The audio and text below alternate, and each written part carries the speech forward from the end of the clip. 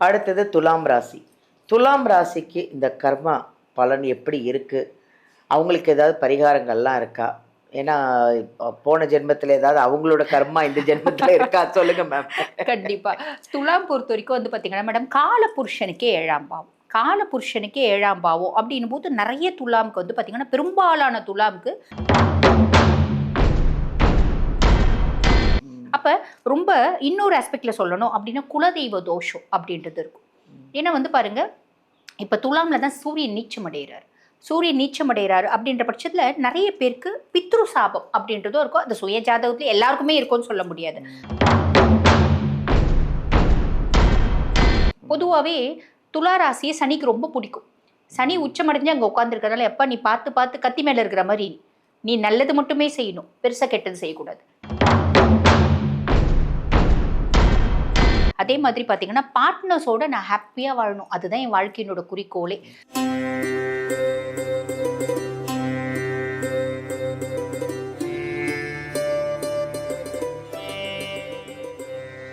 நீங்களும் ஜாதகம் கற்றுக்கணும், ஜோதிடம் கற்றுக்கணும் அப்படின்னு ஆசைப்பட்டீங்கன்னா, வீடியோலேருந்து நம்பர் எடுத்து எங்கள் தீபா அருளாளன் மேடம் கிட்ட நீங்கள் காண்டாக்ட் பண்ணி, நீங்களும் அஸ்ட்ராலஜர் ஆகலாம்.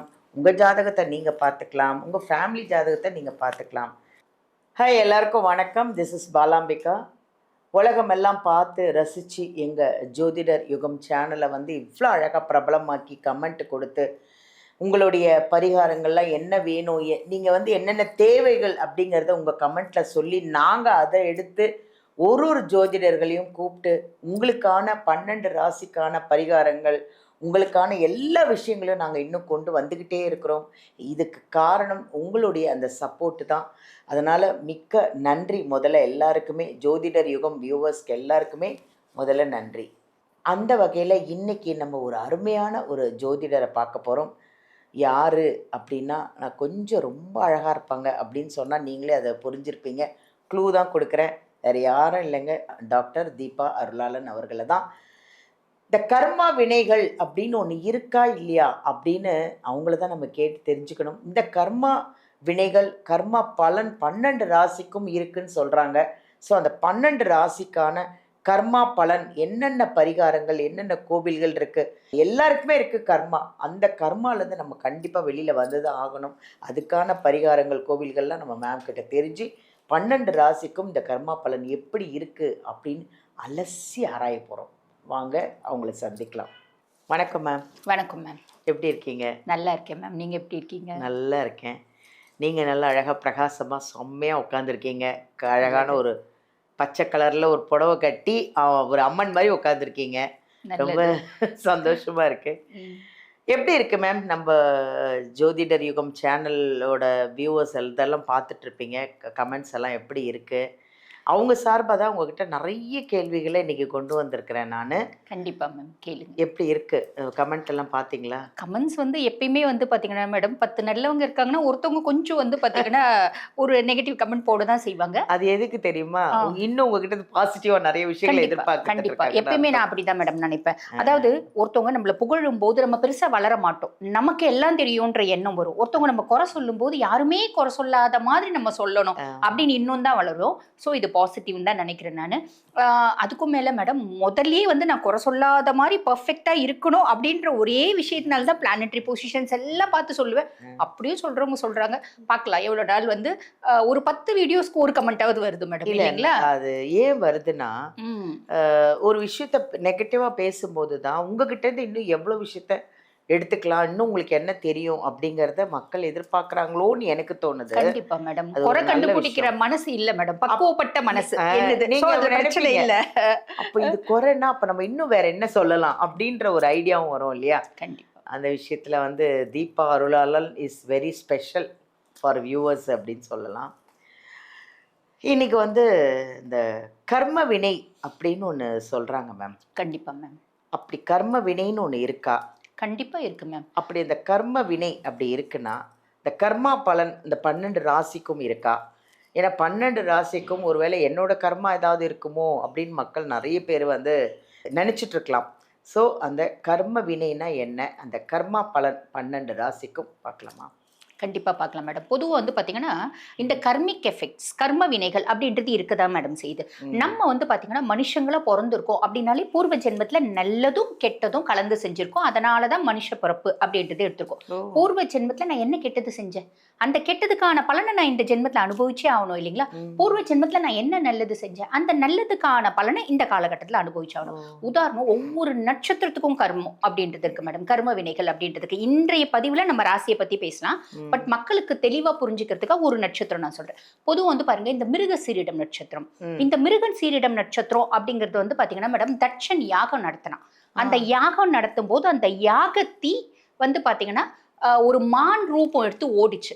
ஓடும் போது வீரபத்ரர் வந்து பாத்தீங்கன்னா அதனோட தலையை கொய்துவார். ஏன்னா சதி இறந்துட்டா இல்லைங்களா அந்த யாகத்துல வந்து, அவளே வந்து பாத்தீங்கன்னா உக்ரத்துல அவ இறந்துருவா, தீப்பத்தி எரிஞ்சிடும் உடம்பு. ஆக அவளே வந்து அவளை தீ குளிச்சுப்பா அப்படின்னு சொல்லலாம்.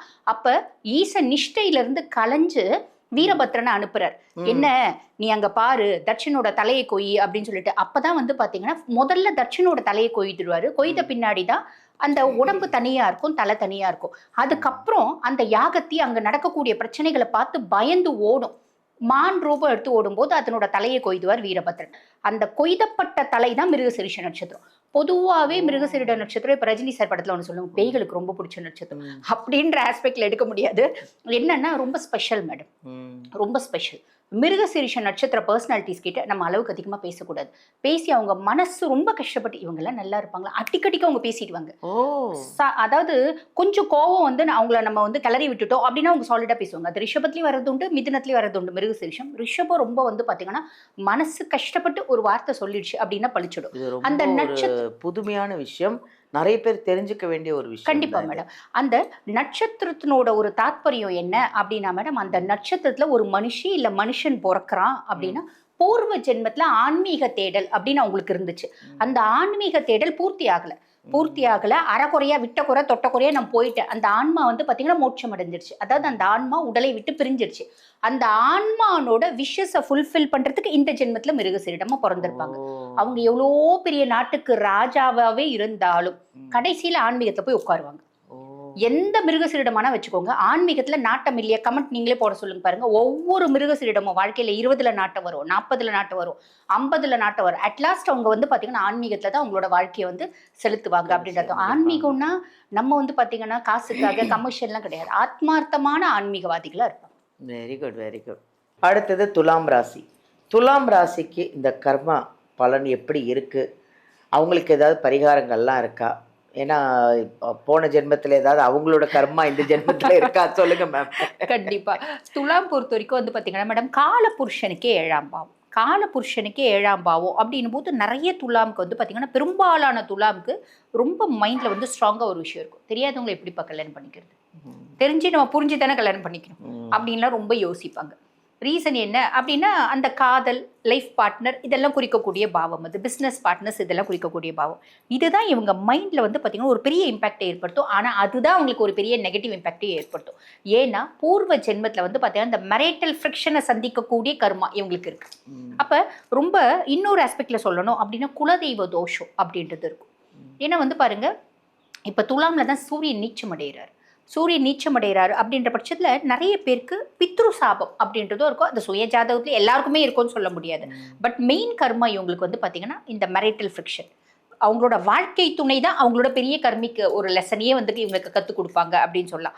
குலதெய்வ தோஷம், அதே மாதிரி பார்த்தீங்கன்னா ரொம்ப விரும்பி விரும்பி விரும்பி விரும்பி கல்யாணம் பண்ணிப்பாங்க. இவங்களோட எண்ண அலைகளும் அவங்களோட எண்ண அலைகளும் சுத்தமாக ஒத்து வராது. இப்படி வந்து பார்த்தீங்கன்னா லைஃப் அமையும் அப்படின்னு சொல்லலாம். அதே மாதிரி பார்த்தீங்கன்னா மேடம், சனி பகவான் உச்சம். ஒரு ராசியில சனி பகவான் உச்சம் அடைகிறான். எங்க சனி பகவான் இருந்தாலும், அப்பா பூர்வ ஜென்மத்தில் நீ இதெல்லாம் பண்ணியிருக்கப்பா, இந்த ஜென்மத்தில் நான் அதை உனக்கு கொடுத்தே தீர்வேன்ப்பா அப்படின்ற ஒரு விஷயம்.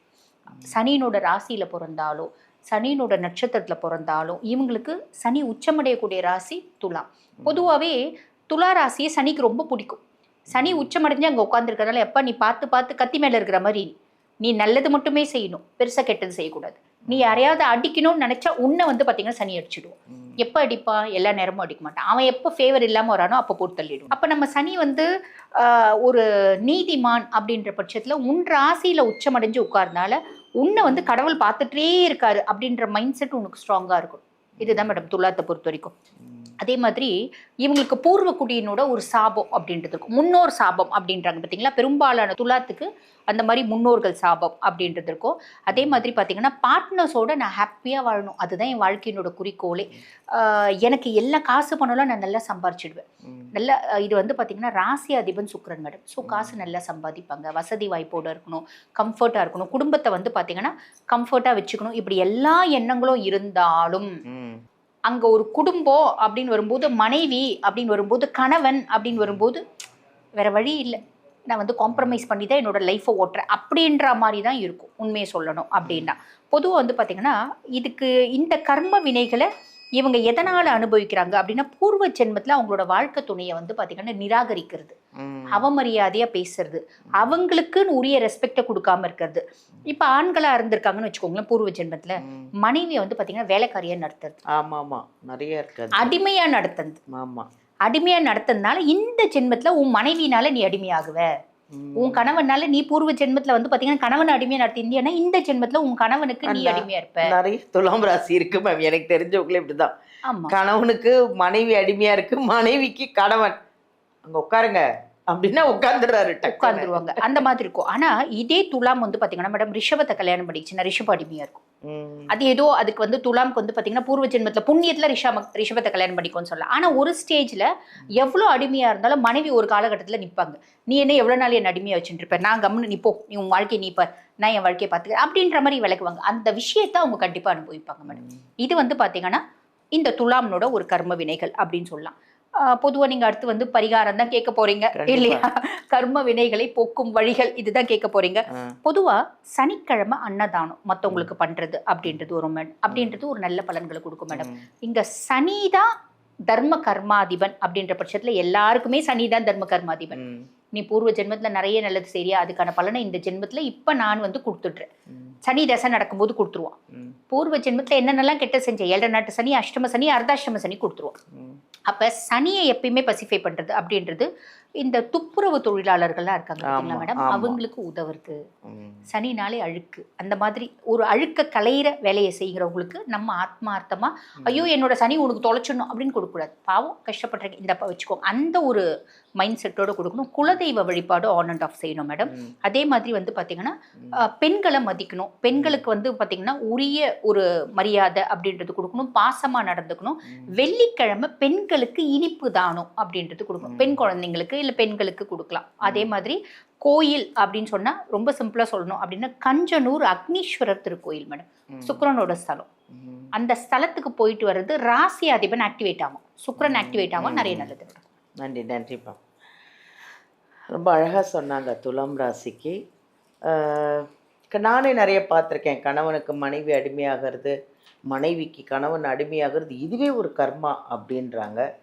பரவாயில்ல, நம்ம மனைவி தானே, நம்ம கணவன் தானே, அதனால் அதெல்லாம் ஒன்றும் பெருசாக நினச்சிக்காதீங்க.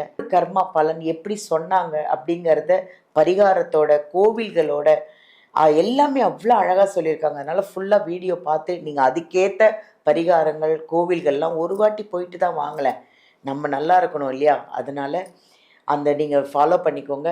இன்னும் உங்களுக்கு இன்னும் வேறு ஏதாவது டவுட் இருக்குது, என் ஜாதகம் பார்க்கணும், இன்னும் கர்மா எனக்கு ஏதாவது பிரச்சனை இருக்கா, இதுலேருந்து நான் எப்படி தான் வெளியில் வர்றதுன்னா ஒன்றும் கவலைப்படாதீங்க. நம்ம டாக்டர் தீபா அருளாளன் அவர்களை இந்த வீடியோலேருந்து நம்பர் எடுத்து அவங்கள காண்டாக்ட் பண்ணிக்கோங்க. ஜாதகத்தை போய் பாருங்கள், பரிகாரம் பண்ணுங்கள், கோவிலுக்கு போங்க, ஹாப்பியாக இருங்க. நீங்களும் ஜாதகம் கற்றுக்கணும், ஜோதிடம் கற்றுக்கணும் அப்படின்னு ஆசைப்பட்டீங்கன்னா வீடியோலேருந்து நம்பர் எடுத்து எங்கள் தீபா அருளாளன் மேடம் கிட்ட நீங்கள் காண்டாக்ட் பண்ணி நீங்களும் அஸ்ட்ராலஜர் ஆகலாம், உங்கள் ஜாதகத்தை நீங்கள் பார்த்துக்கலாம், உங்கள் ஃபேமிலி ஜாதகத்தை நீங்கள் பார்த்துக்கலாம். தேங்க்யூ.